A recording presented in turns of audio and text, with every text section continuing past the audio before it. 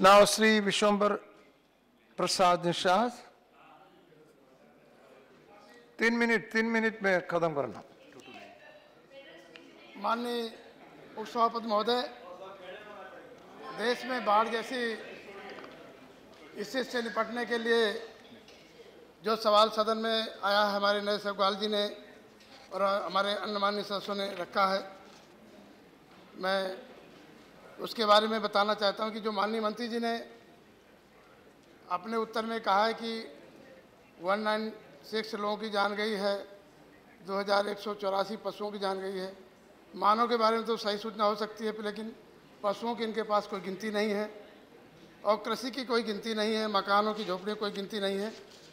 जब 1952 में आंकड़ा आया था तो ये बाढ़ प्रभावित क्षेत्र 25 मिलियन हेक्टेयर था और 2012 में जो ये आंकड़ा आया तो 50 मिलियन हेक्टेयर हो गया है।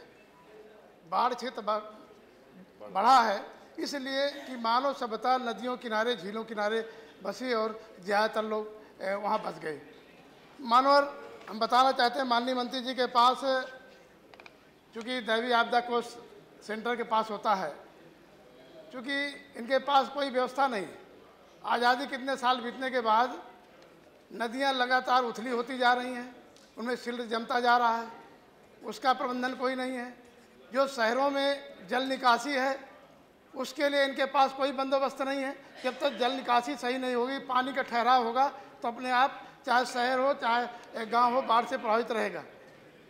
जो पूरे देश में करीब 5 राज्यों में, उत्तर प्रदेश, उड़ीसा, बिहार, मध्य प्रदेश से लगा के कई राज्यों में तमाम नदियों ने जो बाढ़ की स्थिति बनाई हुई है, जिसमें नेपाल से जो आने वाली नदियां हैं, नेपाल सरकार लगातार कह रही है माननीय मंत्री जी कि आप बांध बनाइए, अपना इसका इंतजाम करिए। हमारी केंद्र सरकार सो रही है। हम चाहते हैं कि केंद्र सरकार जगे और जो नेपाल सरकार कहती है कि अपना बांध बनाइए, पानी वहाँ से इकट्ठे पानी आता है सीधे उत्तर प्रदेश और बिहार को प्रभावित करता है और लाखों करोड़ों लोगों को जो है नुकसान करता है, जन धन की हानि करता हुआ और लोगों की फसल बर्बाद करता हुआ चला जाता है। इसके अलावा मैं पिछले सदन में भी मैंने कहा था, मैं बधाई दूंगा अपने नेता माननीय मुलायम सिंह यादव जी को, माननीय प्रोफेसर रामकुमार यादव जी को कि हमें दोबारा सदन में भेजा। मैंने पिछली बार भी मैंने कहा था कि आपके पास मानव जीवन को बचाने के लिए कोई व्यवस्था नहीं है। मैं मल्लाह का बेटा हूँ, फिशरमैन का बेटा हूँ।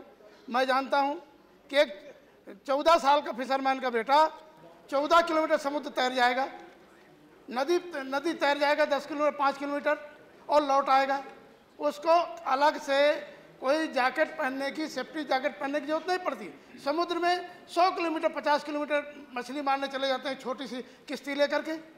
तो आप जो है, हमने मांग किया था कि आप दैवीय आपदा से बचाने के लिए, बाढ़ से बचाने के लिए आप इसके लिए नेवी में, आप अपनी केंद्रीय पुलिस फोर्स में इनका 50% का रिजर्वेशन करिए।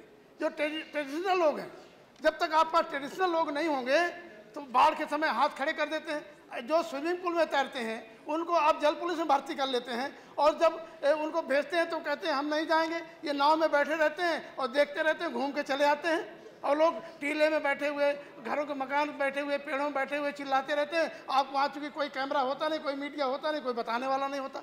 इसलिए मेरा सुझाव है कि जल पुलिस में, नेवी में, एयरफोर्स में, सभी में कम से कम 50% का जो इसका बचाने के लिए अलग से, ये तो अलग से इनका फोर्स अलग से तमाम रेजिमेंट बने हुए हैं, इनका रेजिमेंट अलग से बना दीजिए बाढ़ के बचाने के लिए। इसके अलावा हम ये कहना चाहेंगे कि महोदय, इनके पास नावों का कोई बंदोबस्त नहीं है, स्टीमर से नहीं है और इनके पास कोई पूर्वानुमान नहीं है कि वर्षा कब होने वाली, कितनी वर्षा होगी। इसके लिए केंद्र सरकार के पास योजनाएं होनी चाहिए। और मानो अभी हमारी उत्तर प्रदेश सरकार ने 5 करोड़ वृक्ष लगाने का काम किया। माननीय अखिलेश यादव जी को बधाई देंगे कि एक दिन में 5 करोड़ वृक्ष लगा के कीर्तिमान स्थापित किया है।